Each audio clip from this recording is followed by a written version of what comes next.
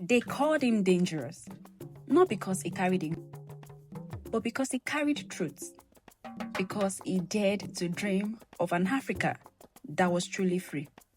This is Patrice Émery Lumumba, the man whose voice shook empires. At 35, while most people are still figuring out life, Lumumba was leading a nation into independence. He believed Congo didn't need permission to stand tall, to govern itself, to own its resources, its own land and dignity. He was brilliant, articulate, fearlessly African, a prime minister who refused to bow.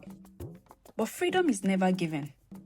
It's contested, and Lumumba threatened the old world order, the ones who wanted Congo's worth without Congo's people. So they conspired. Foreign governments, mining interests, and local power players who sold their own brothers for a seat at the table. Congo fell into crisis, and while the nation bled, they haunted its brightest voice. Lumumba was betrayed by soldiers, loyal to his rivals. He was humiliated, dragged across his own land like he didn't belong there.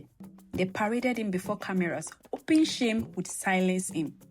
But even bruised and bound, his eyes were fire. On January 17, 1961, they flew him in secret to Katanga, a region backed by foreign powers. They wanted him gone.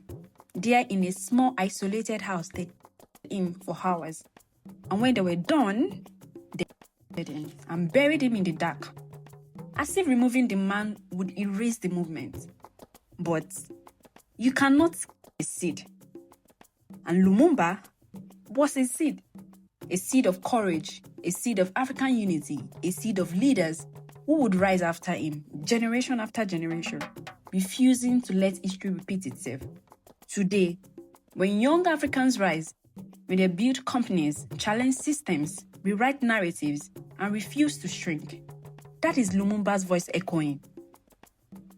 Because his body died, but his dream did not die. His ideas did not, and his fire did not. This is Africa they never taught us, a continent of thinkers, giants, and dreamers they tried to erase. But we are bringing back their stories, one episode at a time. Voice of Africa by Africans.